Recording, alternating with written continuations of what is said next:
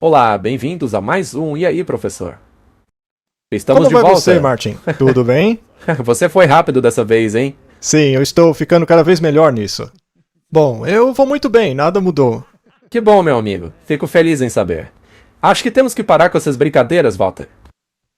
Talvez você esteja certo. Enfim, vamos começar o programa. Bom, antes de começarmos, vamos pedir ao Senhor que abençoe este episódio. Querido Pai, obrigado por nos unir novamente em um mundo que está rapidamente caminhando para o fim. Por favor, ilumine nossas mentes, conduza a essa conversa para que tudo glorifique o teu nome. Por Jesus, amém. O título do programa de hoje é Desolado. Da última vez que falamos sobre o selo de Deus, ou a marca da besta, e também a marca de Caim, certo? Nós olhamos para estas questões e certas teologias, certas ações por pessoas do mundo e também por religiões podem levar ao ponto em que Deus os declara desolados.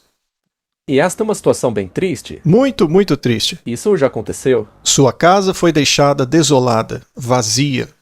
Mas vazia do quê, Martin? Do Espírito de Deus. Então algo terrível deve estar acontecendo. O que significa a palavra desolado? Vamos analisá-la porque precisamos entender a questão em termos do que está acontecendo no mundo. Dissemos que iríamos olhar isso um pouco mais de um ponto de vista teológico, e então podemos voltar para o que está acontecendo na história. Para encaixar no quadro profético. Sim, porque se não conseguirmos colocá-los em uma estrutura bíblica, aí tudo isso perde o sentido. Não passa de notícias. Simplesmente notícia. E isso é a última coisa que esse programa pretende ser, uma agência de notícias. Não queremos ser um noticiário aqui, apesar de que as notícias são interessantes no que diz respeito à profecia.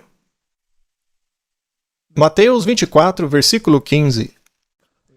Quando, pois, virdes a abominação da desolação, prevista pelo profeta Daniel, estar no lugar santo, e quem lê que entenda, isso é muito interessante, Martin. Se você fosse ao versículo paralelo, que não colocamos aí, mas no Evangelho de Lucas é feita a mesma menção sobre a abominação da desolação, etc, etc. E lá é dito que quando fossem visto o exército cercando Jerusalém, mas não é qualquer exército, é o exército de Roma, a Jerusalém literal foi destruída pela Roma pagã literal. Agora, em um cenário do fim dos tempos, esta abominação da desolação, mencionada pelo profeta Daniel, não será o exército da Roma pagã, mas sim o exército daqueles que empunham o sinal de Anu, Sim, que também é Roma, mas em sua forma papal. sim, com uma carapuça de santidade. Sim, e este sinal de Anu foi transferido para agir em nome da primeira besta. E falamos sobre isso em nosso último episódio. Então, quando eu vejo este exército, esta estrutura de poder que forçará o mundo, e vejo a desenvolver-se, a receber a sua semelhança romana, pelos líderes que colocam sinais das cinzas em suas testas em sinal de subserviência a esse sistema romano.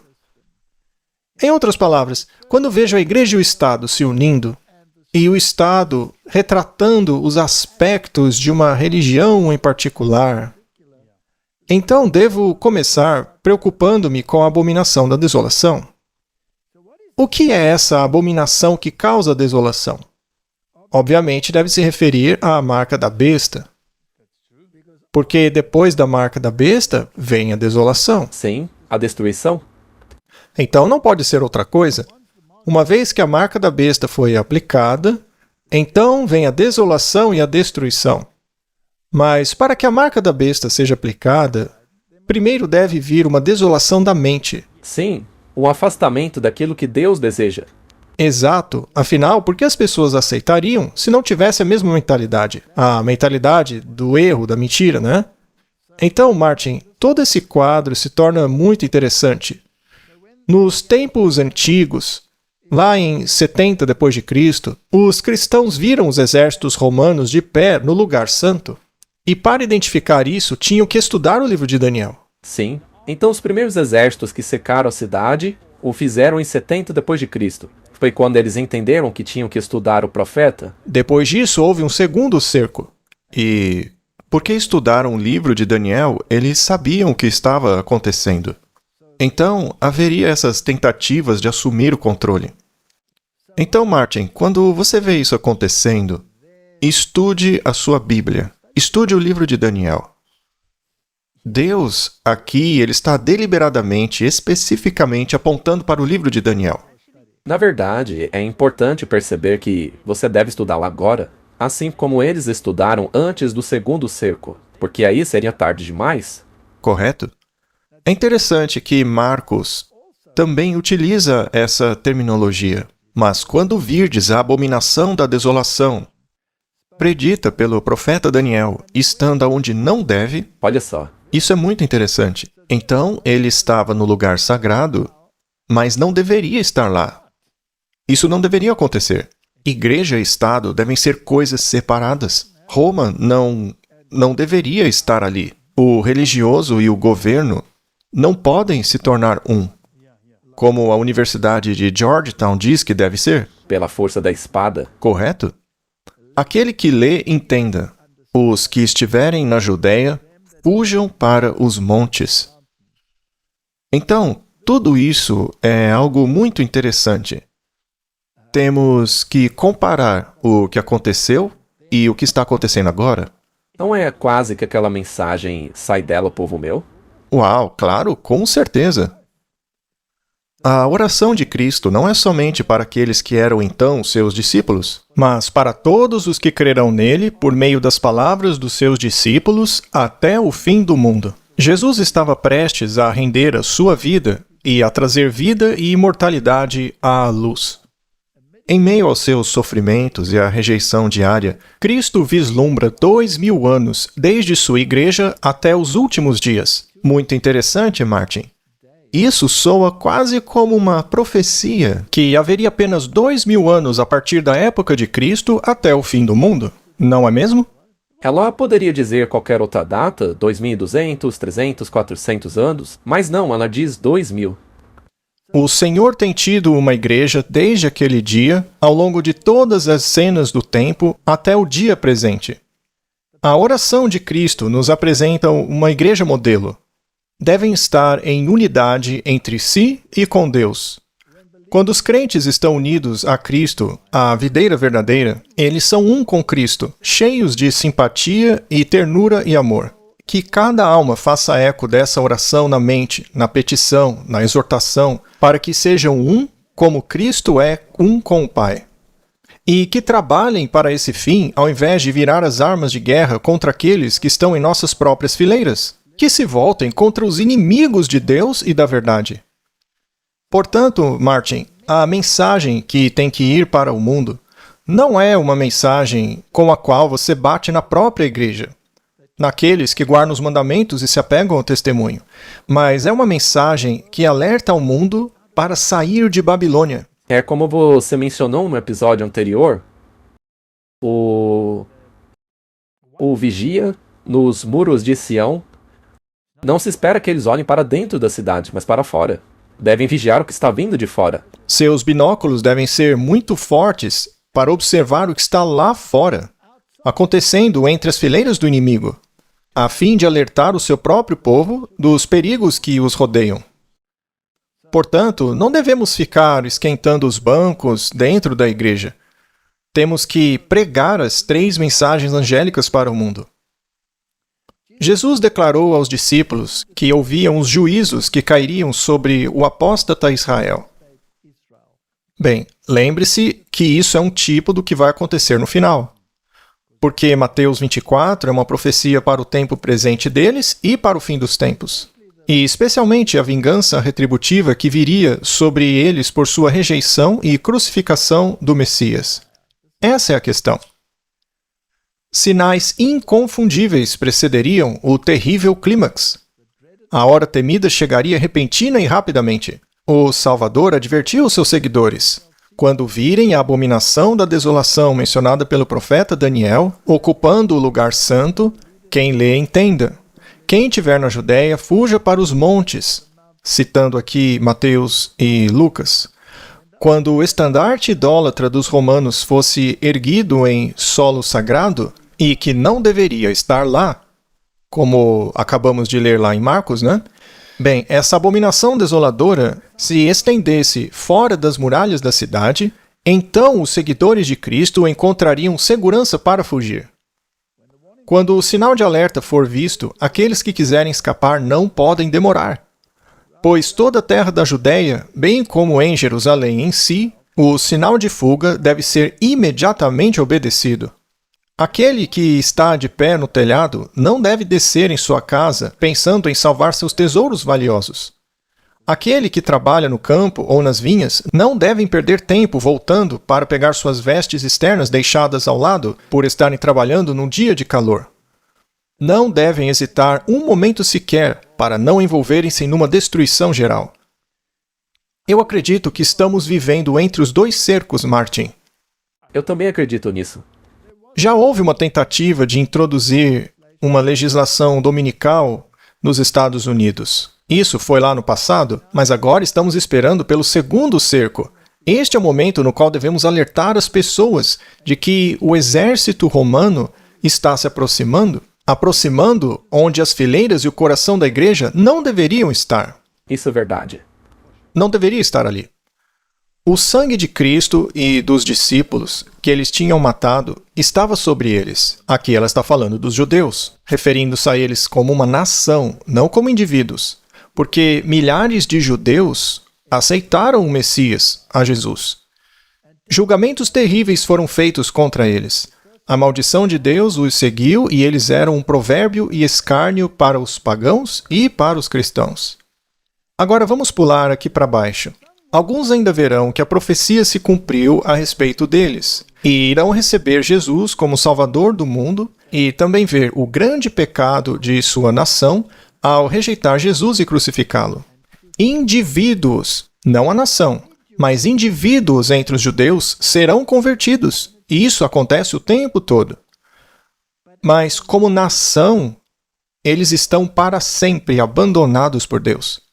Quando Jesus disse que a casa deles ficaria deserta, não disse que seria por um tempo. Com certeza ele não disse isso. Certo.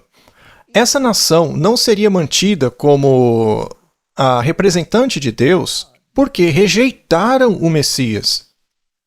A igreja cristã, que nos seus primeiros anos foi composta apenas de judeus, ou praticamente apenas por judeus, seriam esses que levariam adiante a mensagem da salvação.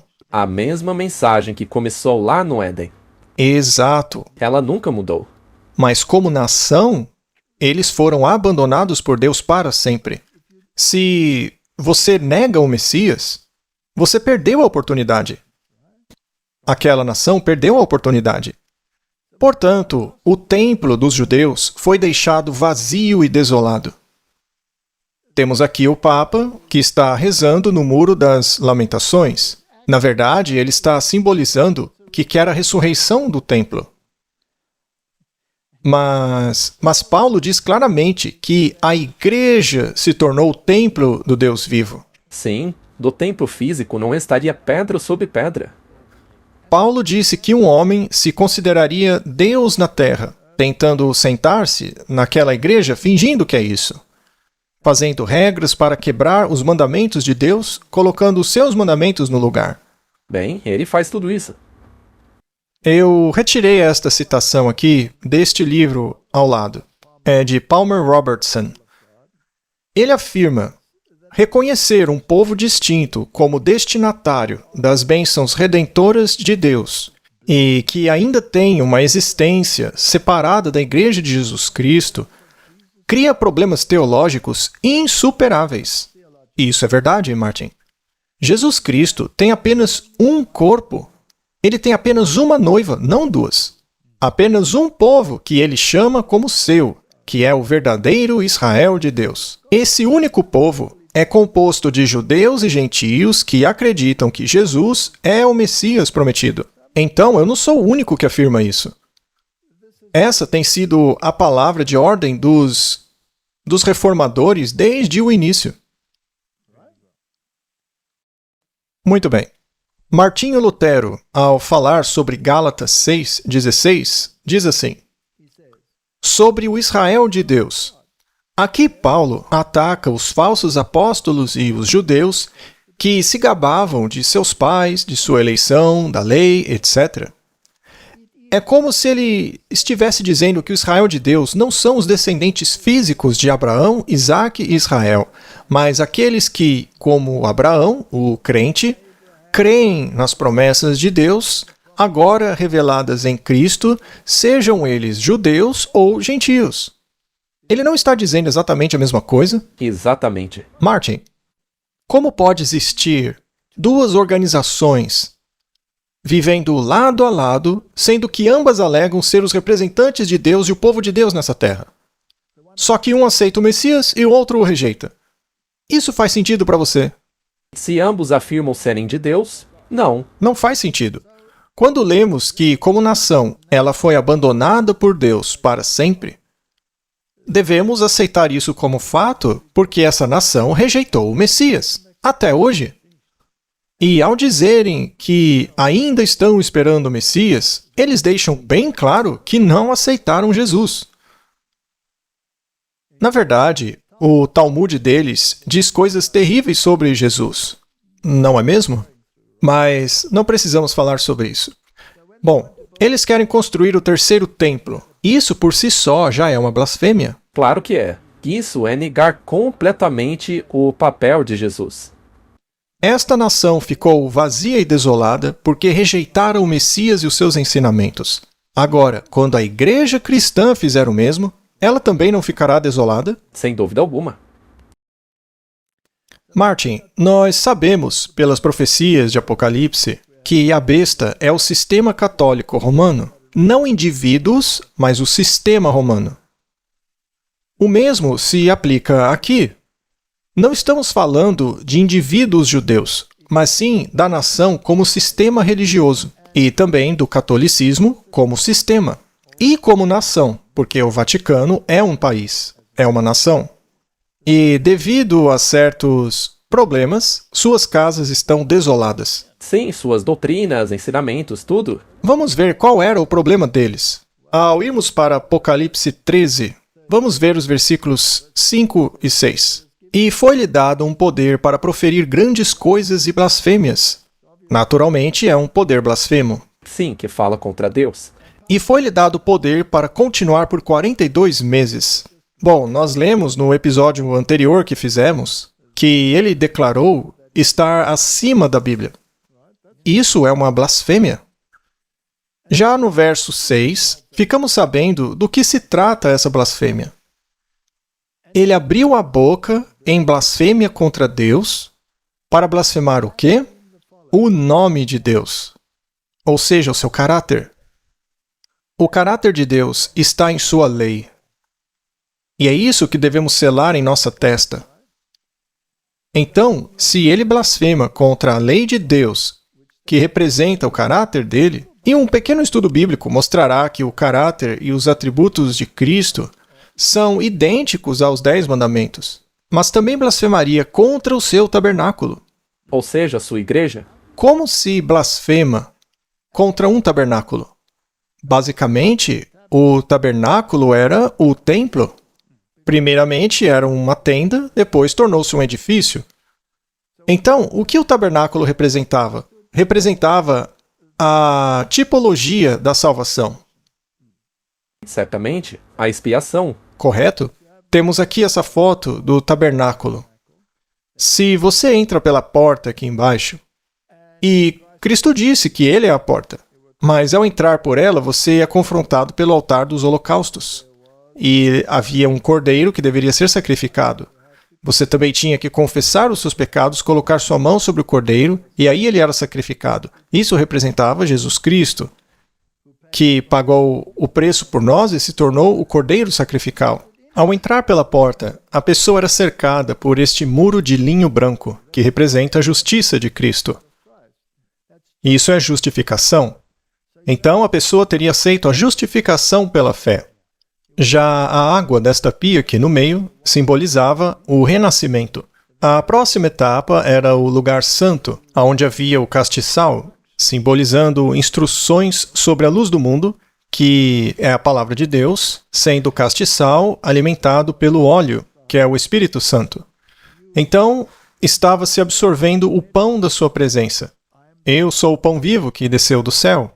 Esta é a palavra de Deus. Você a internaliza?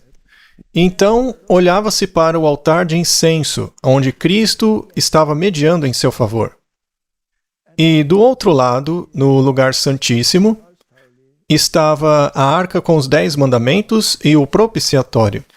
Resumidamente, este era o plano da salvação. Você aceita Cristo como seu Salvador, é coberto pela sua justiça, o cordeiro sacrificial morreu por você, você confessa seus pecados, e ele paga o preço por você. Ele te lava, ele te santifica através da absorção da palavra dele, colocando-o em harmonia com a vontade de Deus. O caráter de Deus é internalizado em você pela sua palavra. Você aceita a mediação dele, agradecendo-lhe por ser o propiciatório, protegendo-o da condenação da lei. Aí você entra em harmonia com as exigências de Deus. Vai, não peques mais. Esse é o plano da salvação. É como escrever na sua testa e na sua mão. Correto? Quando a besta blasfema contra o tabernáculo, então, de alguma forma, ele deve mudar o que acontece nesta sequência do tabernáculo. Por exemplo, a besta diz que você não pode ir diretamente para Cristo. Isso porque, segundo a doutrina católica, se você for diretamente a Cristo, só haveria medo e tremor. Então você tem que invocar a mediação de Maria, para que ela faça isso em seu lugar. Isso não é mudar o caminho do tabernáculo? Claro que é. E a besta diz que não há expiação. Jesus nunca morreu por você. A morte dele foi um mero ato de obediência. Mas ele não morreu em seu lugar. Você ainda precisa pagar o preço dos seus pecados no purgatório. Você vai queimar pelo que deve? Ora, mas essa doutrina não nega o caminho do tabernáculo? Ele também diz que você tem que obedecer aos ensinamentos autênticos da igreja, às leis da igreja. Ou você se torna um herege se desobedecer. Ou seja, significa que você não precisa da palavra, você não precisa dos ensinamentos da igreja, você precisa da tradição. E o pão da presença que ele te dá é uma hóstia, um sacrifício repetido do que já aconteceu aqui. Ou seja, Jesus não teria morrido de uma vez por todas em seu sacrifício. Para os católicos, há necessidade do sacrifício constante. Bom, a lei já sabemos que ele mudou. E a besta não é o propiciatório porque temos que ir a ele com temor e tremor. Martin, ele não blasfema contra o tabernáculo? Completamente? Segundo a religião dele, você não pode ir diretamente a Jesus, mas precisa de um intermediário humano? Ou seja, ele blasfema contra aqueles que habitam no céu. Bom, Martin, o que dizer também dos anjos? Ele descreve os anjos como pequenos bebês gordos voando por aí. Isso é horrível. E ele diz que Jesus foi um ser gerado. É verdade? O pai o teria gerado? O pai o teria gerado e os dois juntos teriam soprado o Espírito Santo à existência. Mas em Jesus havia vida não emprestada, não derivada. Jesus tem vida dentro de si mesmo. Ele é Deus. Sim, e isso não é blasfemar contra ele? Portanto, Martin, se você nega a maneira pela qual foi salvo pelo sangue de Jesus, você está negando o princípio da justificação. É isso mesmo. Isso não é rejeitar o Messias? Completamente? Porque então você está fazendo exatamente o que o Caim fez? Muito bem, vamos analisar a teologia de Martinho Lutero. Esta única e firme rocha, que chamamos de doutrina da justificação, insistia Lutero, é o artigo principal de toda doutrina cristã que compreende o entendimento de toda piedade. Se você jogar isso fora, está rejeitando o Messias. Você até pode chamá-lo de Deus, mas ao negar a justificação e ao colocar as obras de Caim no lugar das obras de Abel, aí você recebe a outra marca. Para a tradição de Lutero, a doutrina da salvação pela graça apenas, por meio unicamente da fé em Cristo, é a principal matéria sobre a qual todos os demais ensinos se apoiam. Se você nega isso, você nega o tabernáculo. Então, aqui está outra citação do livro Fé e Obras, que diz assim: este assunto tem que se tornar claro e distinto. É impossível influenciar nada em nossa posição diante de Deus ou no dom de Deus para nós por meio do mérito da criatura. Não posso fazer nada para me salvar. Se a fé e as obras pudessem comprar o dom da salvação para alguém, neste caso, o Criador estaria sob obrigação para com a criatura. Aqui está uma oportunidade para a falsidade ser aceita como verdade. Se alguém pode merecer a salvação por qualquer coisa que faça, então ele está na mesma posição que o católico para fazer penitência por seus pecados. A salvação, então, é em parte uma dívida que pode ser conquistada como salário. Martin, essa é a questão principal. Vimos que a antiga Israel rejeitou o Messias e sua casa ficou deserta, desolada.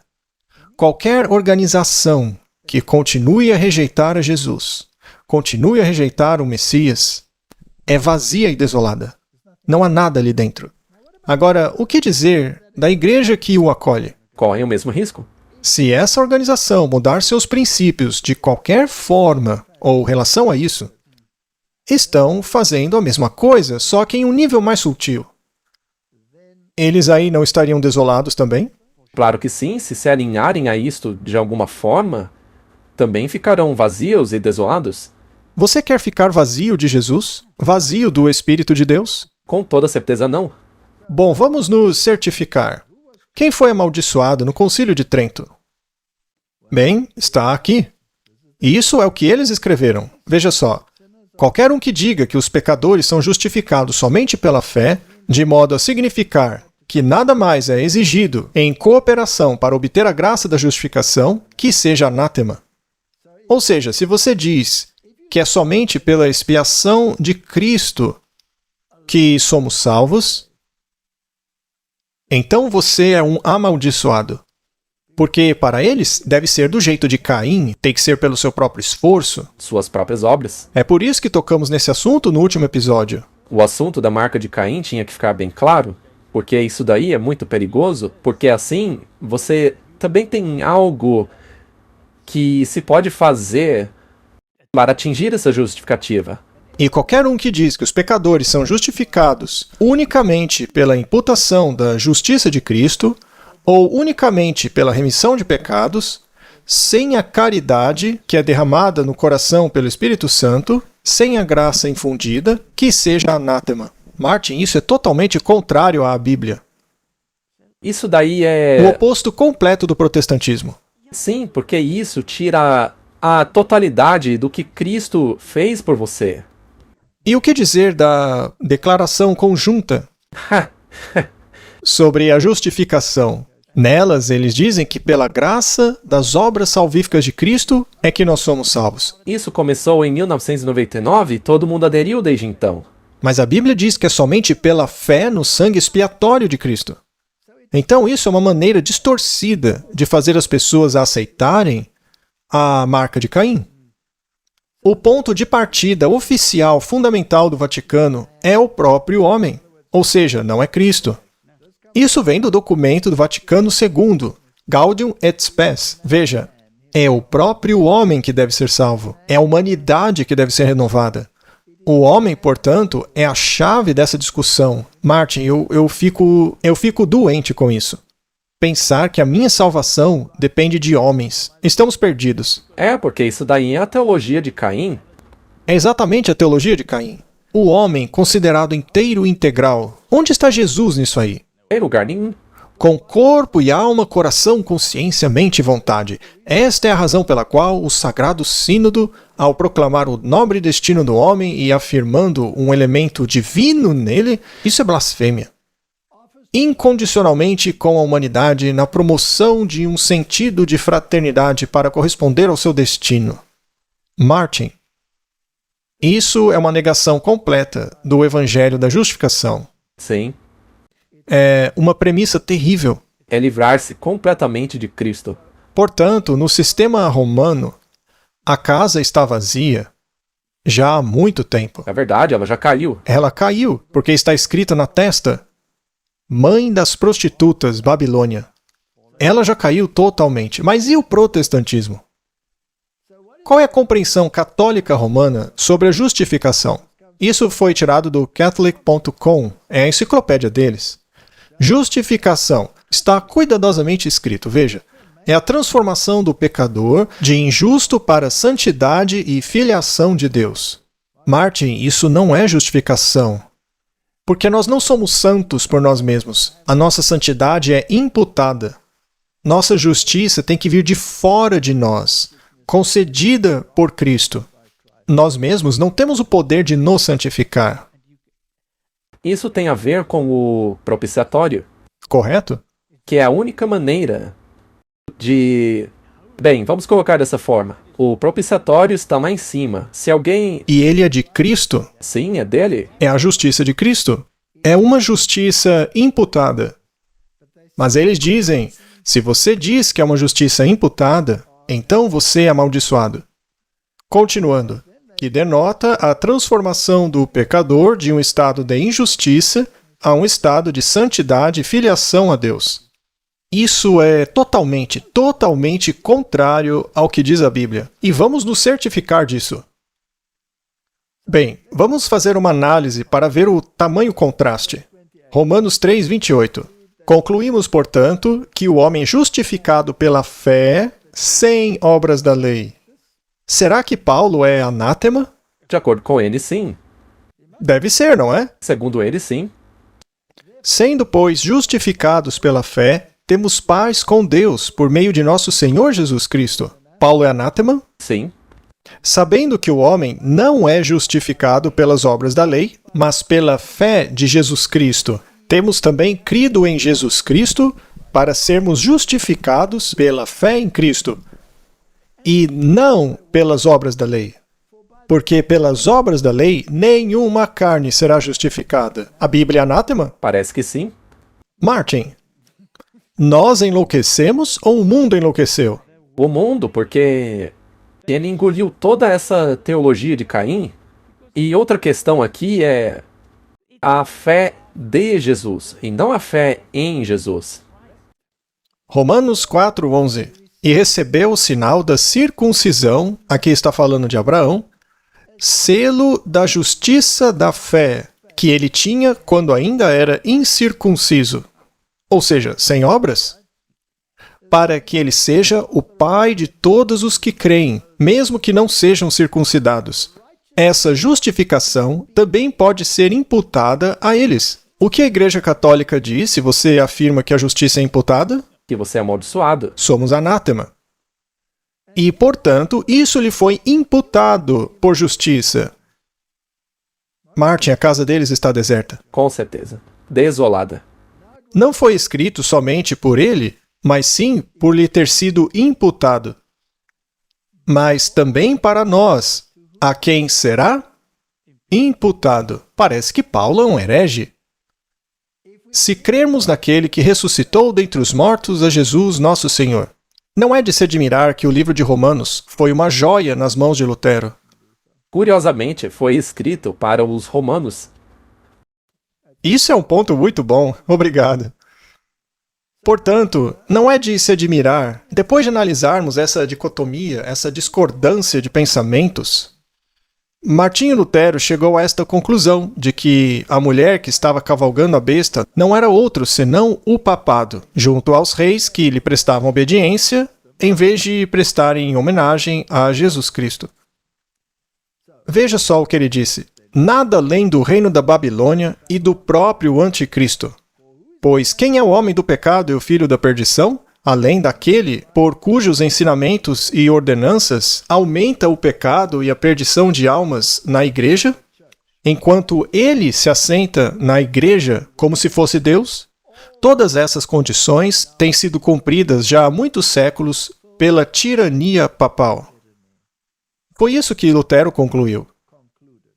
E como eles não mudaram essa doutrina até hoje, não temos escolha a não ser concordar com ele. Eles não mudaram absolutamente nada desde então. Temos aqui a história da Reforma Protestante de Aminé, e diz assim: Lutero provou pelas revelações de Daniel e João, ou seja, o livro de Apocalipse, pelas epístolas de Paulo, Pedro e Judas, que o reinado do anticristo, previsto e descrito na Bíblia, foi o papado. Ele não sugeriu isso, ele provou isso.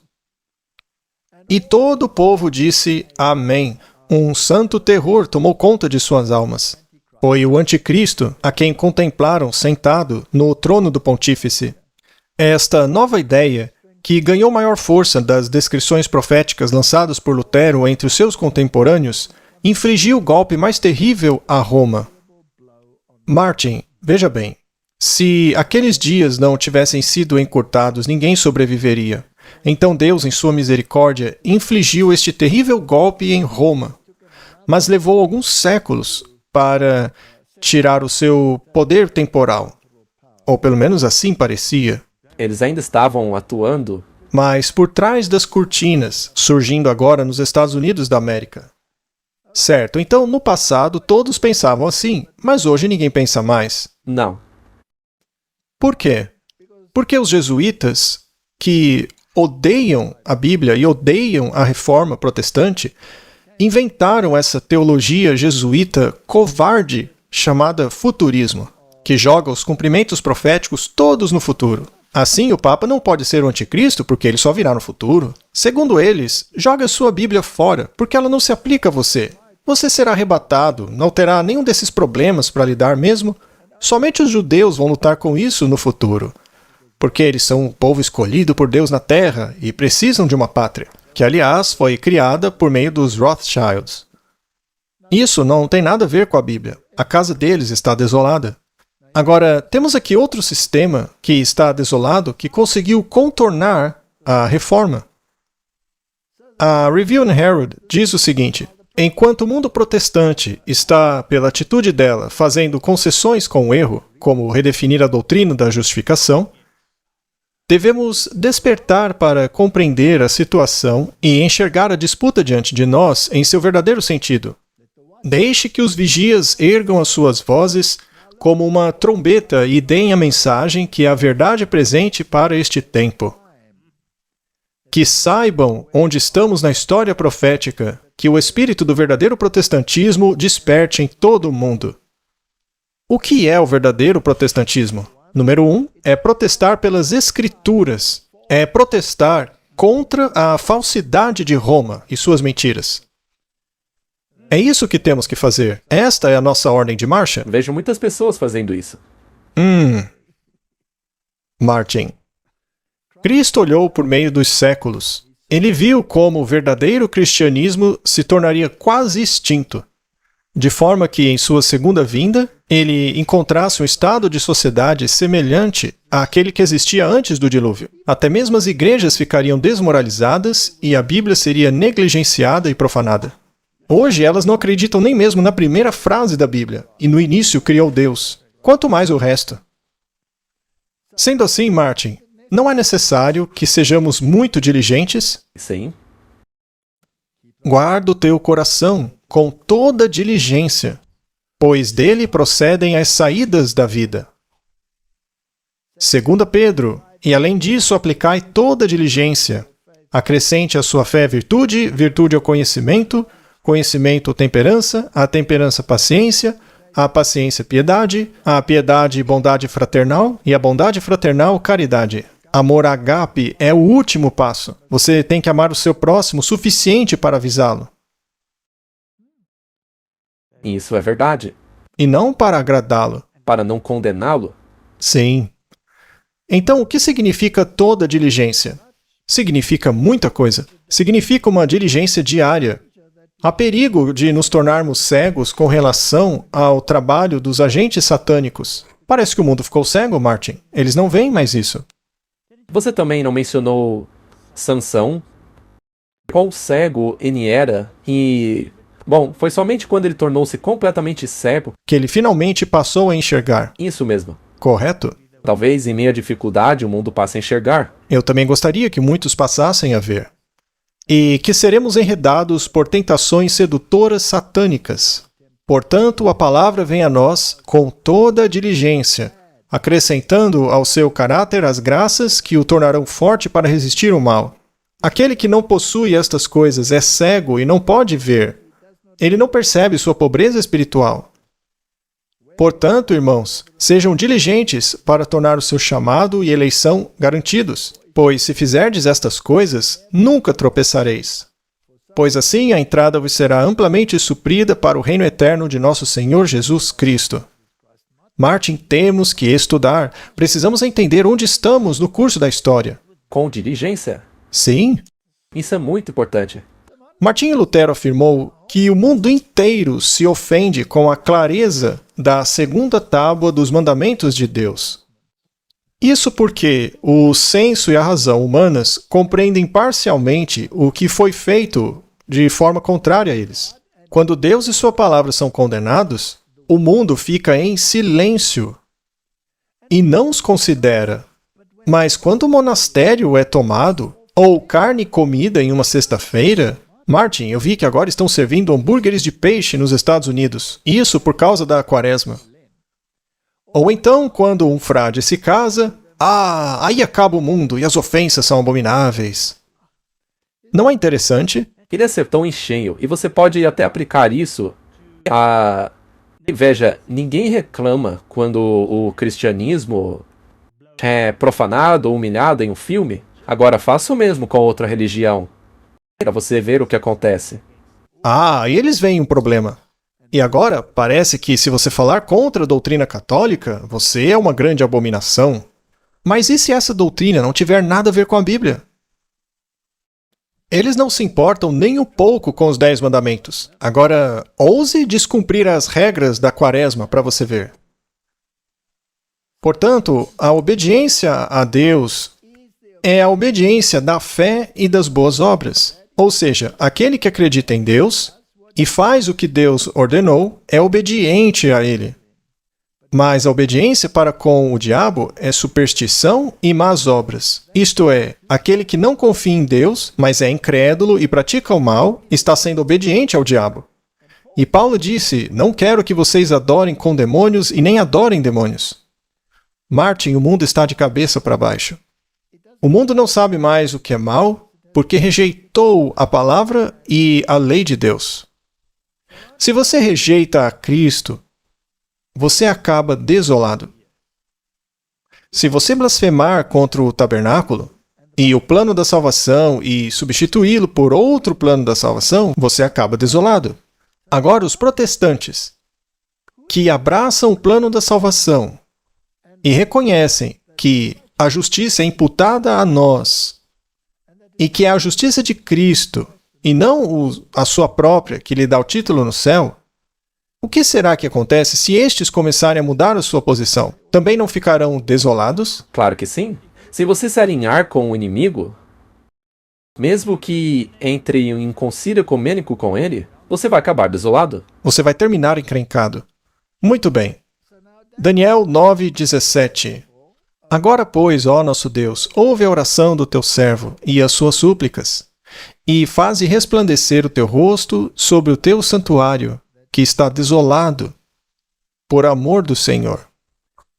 Então, no tempo de Daniel, o templo havia sido destruído. Ele estava desolado. E por quê? Porque não praticavam mais o que deveriam praticar. Por desobediência. Tornou-se um evangelho de obras e apostasia. Daniel, capítulo 9, 27. E ele confirmará a aliança com muitos por uma semana. Agora, o futurismo aplica isso ao anticristo em algum momento do futuro.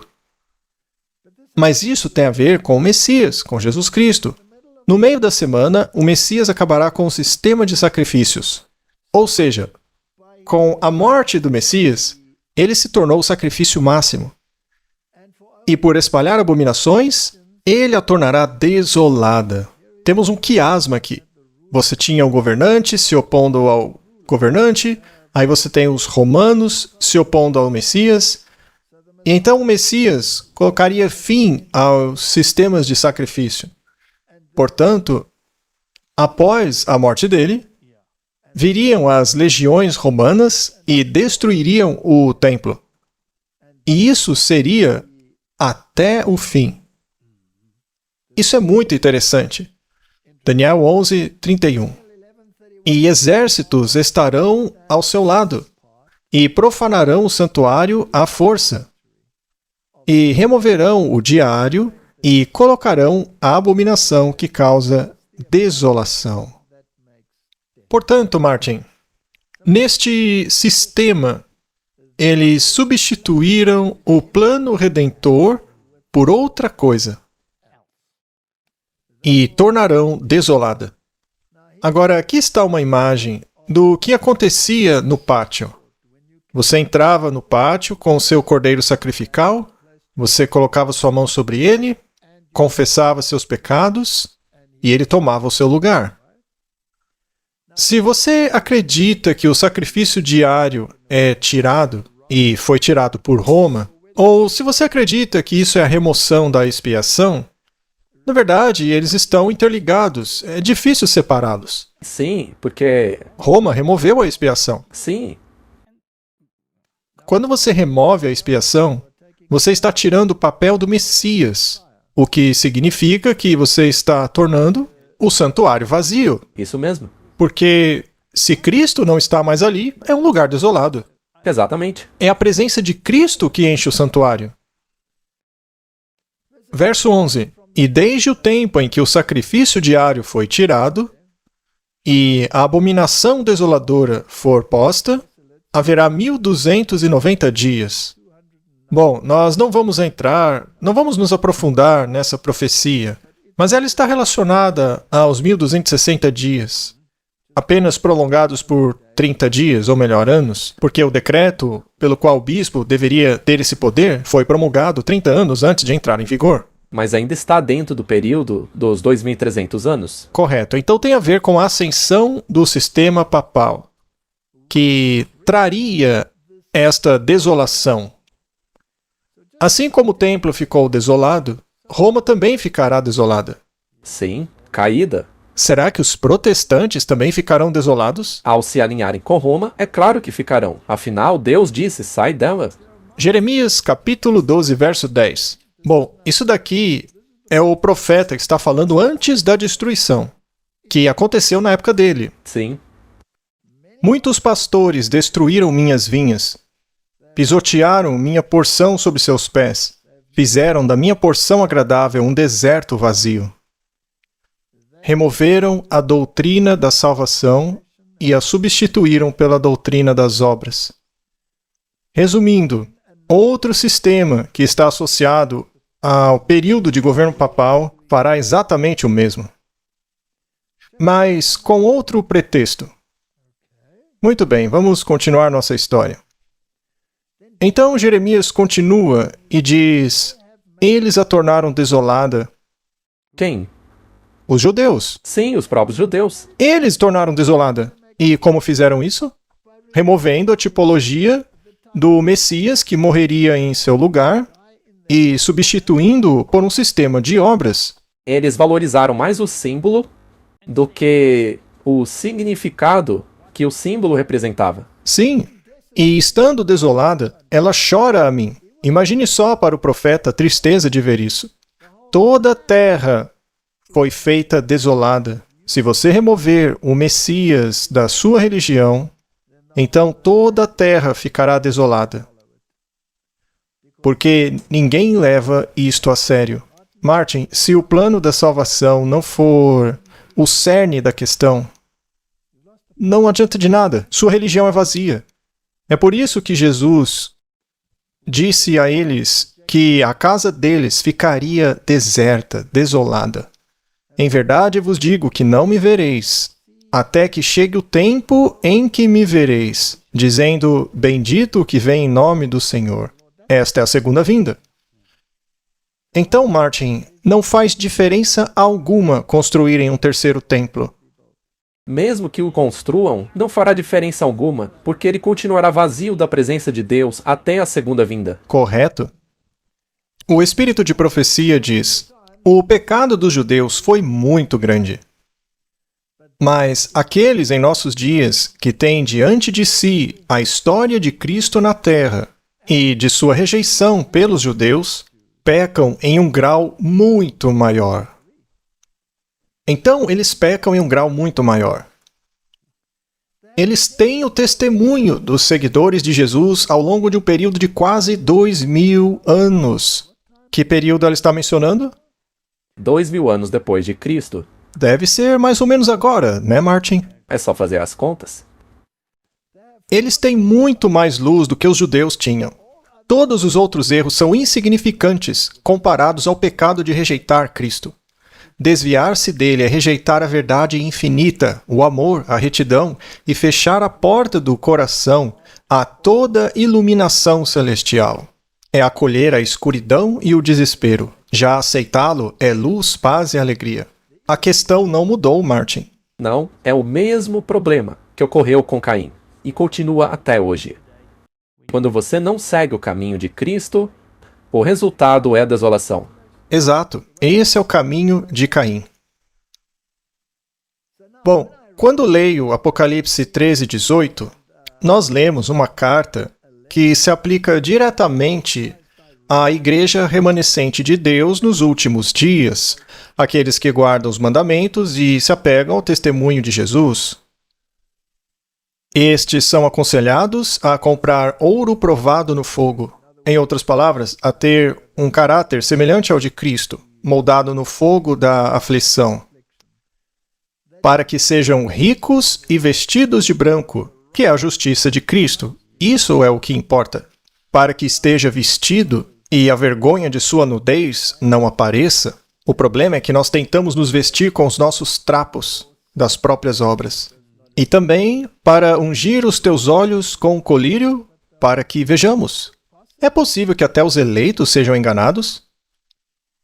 E você pode pensar que um sistema que coloca o nome de Jesus em sua boca, mas o nega, e chama tudo o que pertence a Jesus de anátema? Será que isso é problemático? Ora, é claro que é. Infelizmente, muitos são enganados com isso. Portanto, a porta do coração deve ser aberta ao Espírito Santo, pois ele é o santificador e a verdade é o intermediário. Deve haver uma aceitação da verdade como ela é em Jesus. Essa é a única e verdadeira santificação. A palavra é a verdade. Leiam a oração de Cristo por unidade, que disse: guardem teu nome aqueles que tu me deste, para que eles sejam um, assim como nós somos. Martin, tem tanta divisão nesse mundo. Na igreja? Sim, na igreja. A oração de Cristo não é somente para aqueles que agora são seus discípulos, mas para todos aqueles que crerão em Cristo pelas palavras dos seus discípulos até o fim do mundo. Jesus estava prestes a entregar sua vida para trazer a vida e a imortalidade à luz. Cristo, em meio aos seus sofrimentos e sendo diariamente rejeitado pelos homens, olhou adiante ao longo de 2000 anos. Não são 2500, Martin. São 2000. Também não é 1800.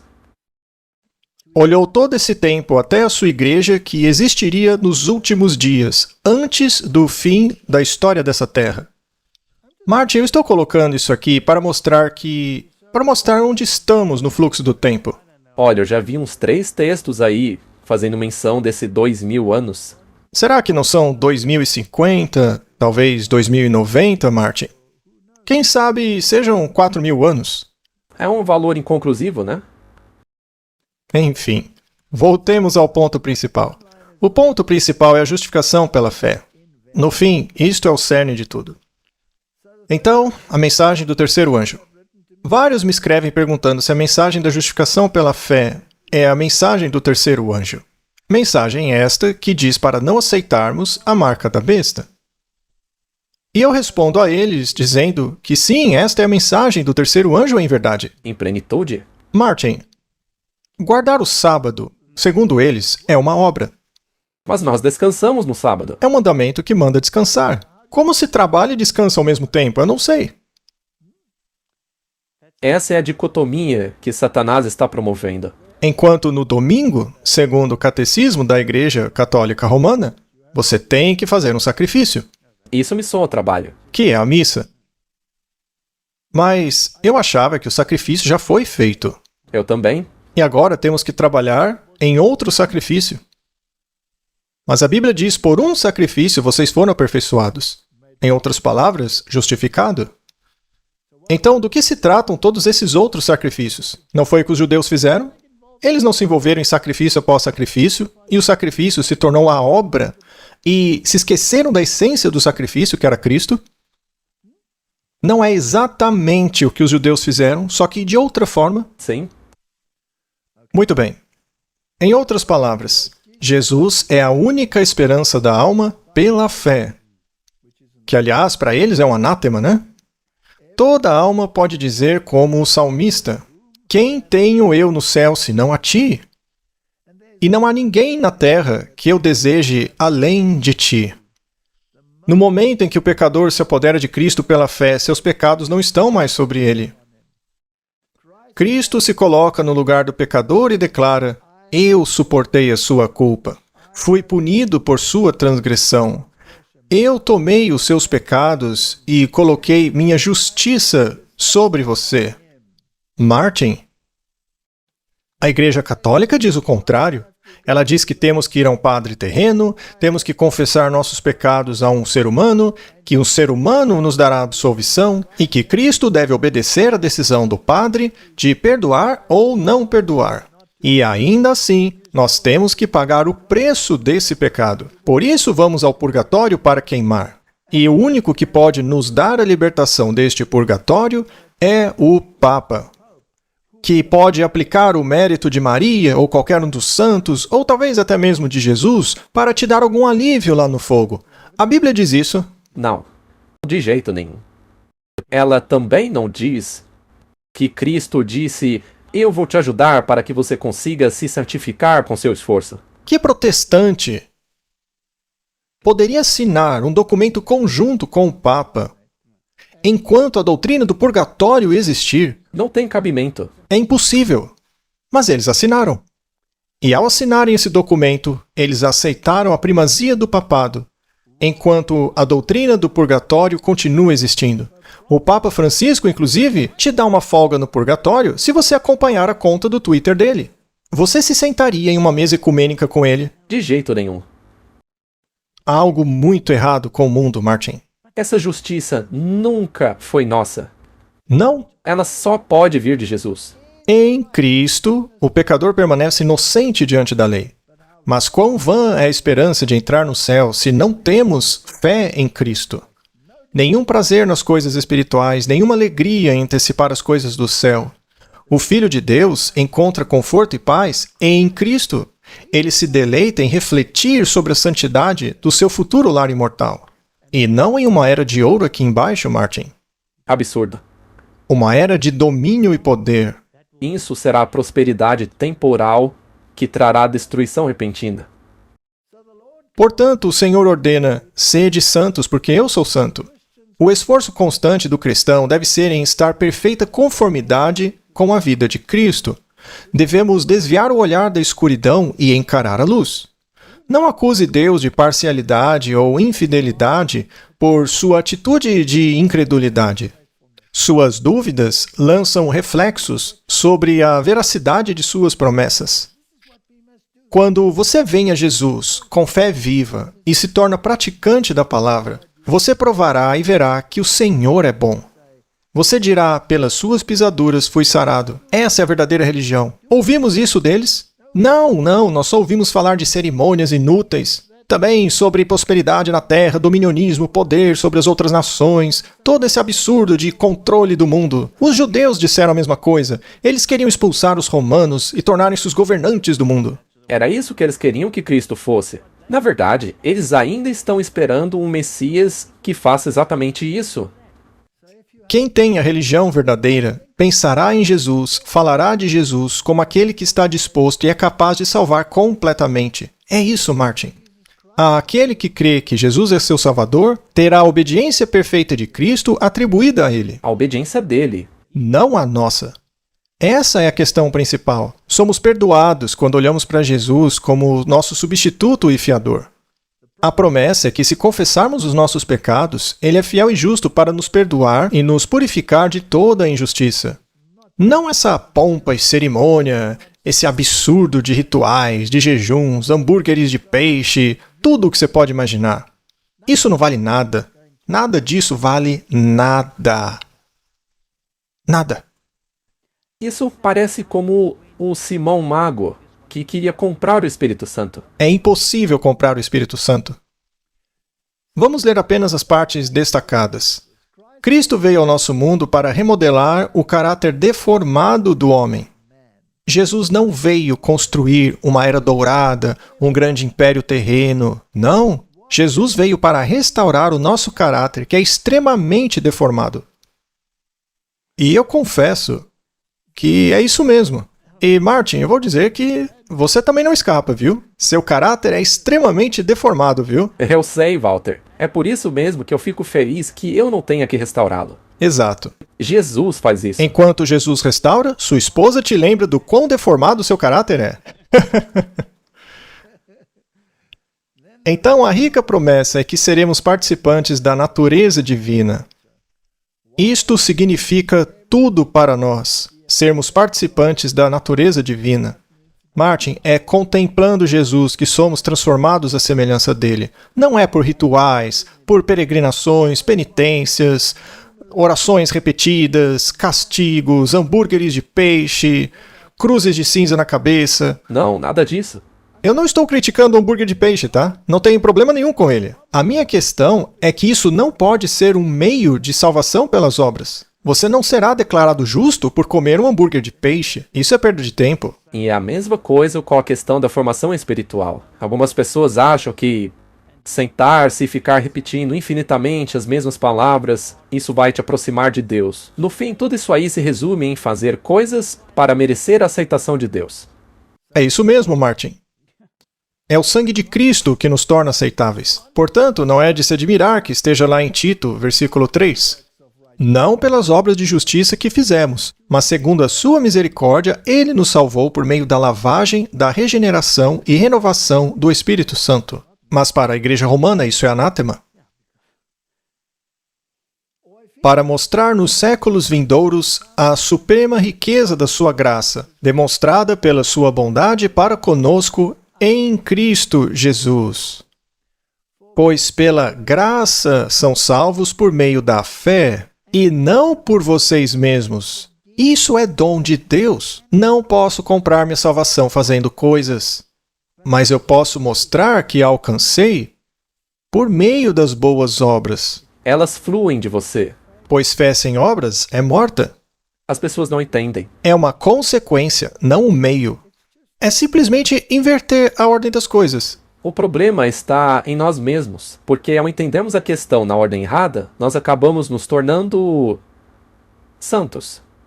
Martin, sua esposa provavelmente lhe lembra inúmeras vezes que você ainda não é santo. Com certeza. Você ainda está na luta árdua, meu amigo.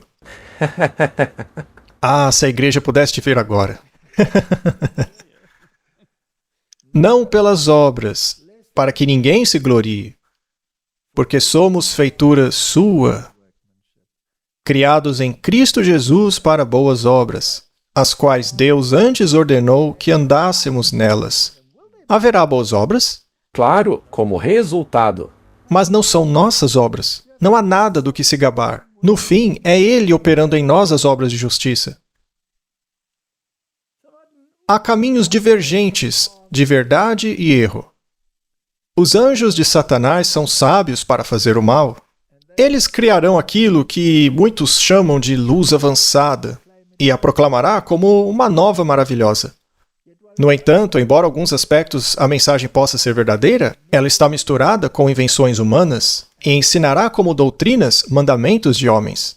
Então, se você aceita tradições em vez das escrituras, isso é uma mistura, não é mesmo? E o problema é que existe uma certa quantidade de luz na mentira. É como um alimento com uma gota de veneno. Se alguma vez houve um momento em que deveríamos vigiar e orar com real fervor, é agora. Muitas coisas aparentemente boas precisarão ser cuidadosamente consideradas com muita oração. Isso está acontecendo agora mesmo. Hoje mesmo, vemos na televisão muitas coisas aparentemente boas acontecendo, mas que precisam ser cuidadosamente consideradas. Para onde isso aí está nos levando? Temos que considerar com muita oração, pois o inimigo coloca dispositivos que conduzem almas por um caminho que é muito próximo ao caminho da verdade. Um caminho que é difícil ser distinguido como errado. Está acontecendo agora? Com toda certeza está acontecendo agora. Agora mesmo. Mas o olho da fé é capaz de discernir que tal caminho desvia da verdade. Está te levando em outra direção. Desviando quase imperceptivelmente do caminho da verdade.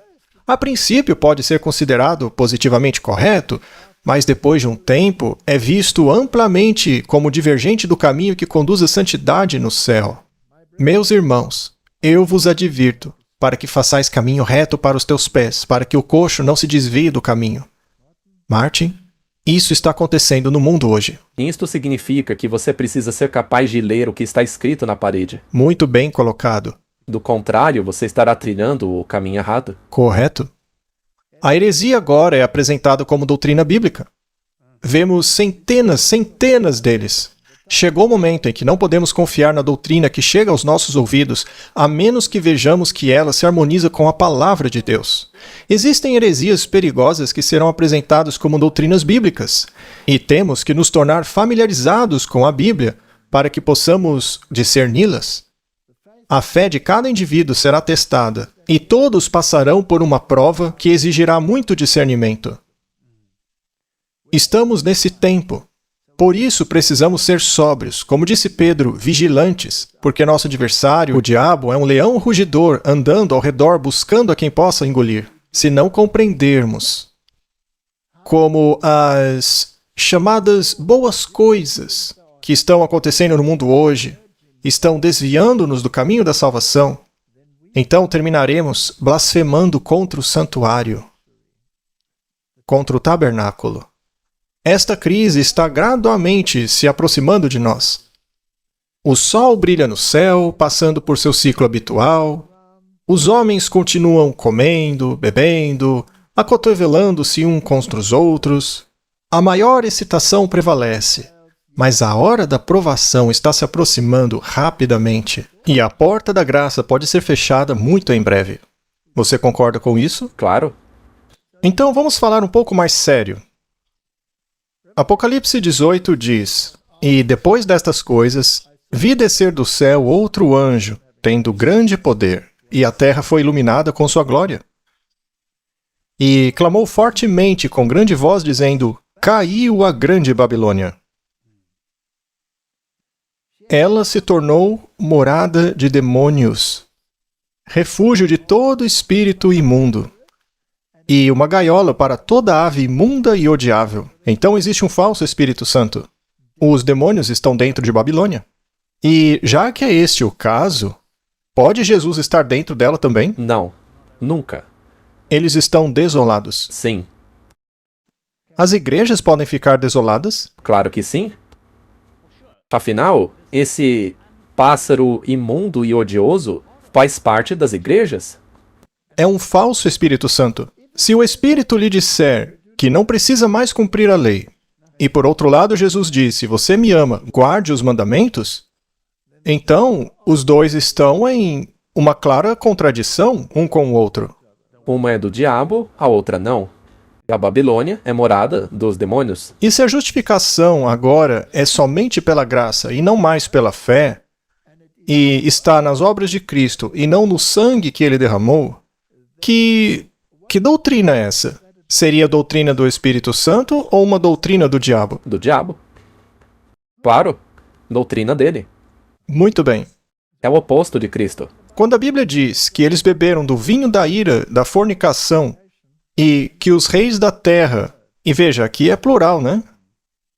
Cometeram fornicação com ela, e os mercadores da terra se enriqueceram pela abundância de suas iguarias, porque são todos controlados pelos cavaleiros de Malta e pelos jesuítas, né? E escutei outra voz do céu dizendo: sai dela, povo meu. Essa voz é a voz de Deus. É a voz de Deus. Mas tem que chegar às pessoas através da voz de outros seres humanos, para que não sejam participantes de seus pecados e recebam de suas pragas. Martin, as igrejas que se unem à Babilônia ficam desoladas. E se houver algum desses componentes babilônicos em nossa igreja, como pensamentos, métodos, música, tudo isso, Também nos deixará desolados. então livremo-nos de tudo isso. Sim, com toda certeza. Quando a obra de investigação terminar, quando os casos daqueles de todas as eras que têm professado serem seguidores de Cristo forem examinados e decididos, então, e somente então, a graça terminará, e a porta da misericórdia será fechada. Então, na seguinte curta frase, aqueles que estavam prontos partiram com ele para o casamento e a porta foi fechada, somos transportados através do ministério final do Salvador até o tempo de uma grande obra para a salvação do homem ser concluída. Martin, quando Cristo veio pela primeira vez, ele trabalhou no pátio externo, não? Sim, Porque ele não era um levita. Ele era da tribo de Judá. E de lá, ele se tornou sacerdote da ordem de Melquisedeque. E ele ministrou no lugar santo, no santuário celestial. E Paulo diz que não foi feito por mãos humanas. Mas o santuário terrestre, sob o domínio dos judeus, continuou a oferecer sacrifícios. Eles não perceberam que sua casa estava agora vazia. Apesar de manterem seu ritual, seu sistema, sua pompa, seu glamour, era tudo inútil.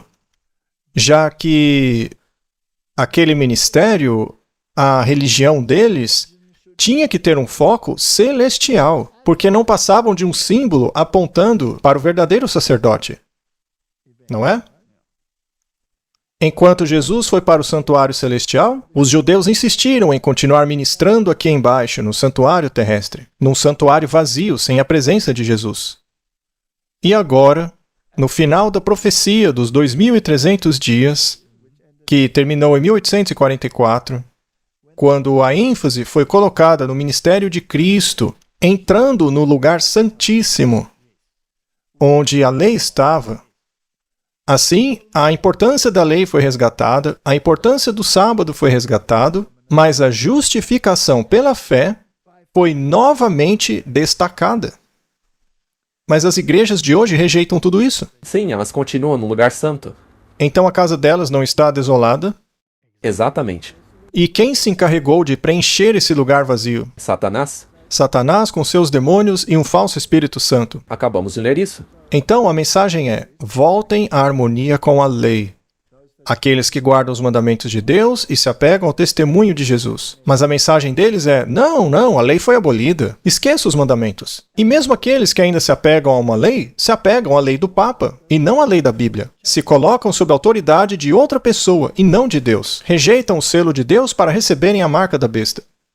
Então, o perigo do que eu estava mencionando antes é que você pode até mesmo estar sentado na igreja correta. Ainda assim, você pode ter a mentalidade babilônica, com a música e tudo mais. Sim, em seu corpo, o templo espiritual. E neste caso, esse templo fica vazio. E ao dizer isso, eu não estou dizendo para as pessoas saírem da igreja. Estou dizendo para saírem da mentalidade, dessa mentalidade babilônica. Mas se a sua igreja recusa-se a guardar os mandamentos de Deus e também nega a justificação pela fé, aceitando uma justificação papal, então você se tornou parte da Babilônia. Aí sim você tem que sair do sistema, incluindo a igreja que pertence ao sistema. Desolação é destruição. É exatamente isso que acontecerá a esse sistema. É por isso que o terceiro anjo em Apocalipse 14, clama em voz muito alta: se alguém adorar a besta... E veja, é muito simples. Aquele que você escolheu para obedecer é aquele a quem você adora.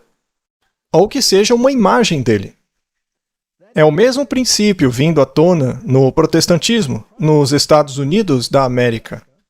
Continuando, e receber sua marca na testa ou na mão, esse beberá da ira de Deus. Porque estão desolados, Martin. Se tornaram casa de demônios também. E ouvi outro dizer: assim mesmo, Senhor Deus Todo-Poderoso, verdadeiros e justos são os teus juízos. Isso é Apocalipse 16, verso 7. Então, quando eles recebem as pragas e os juízos caem sobre eles, todos começam a reclamar e tentar se livrar daqueles que guardam os mandamentos. Isso mesmo. Falamos sobre isso da última vez.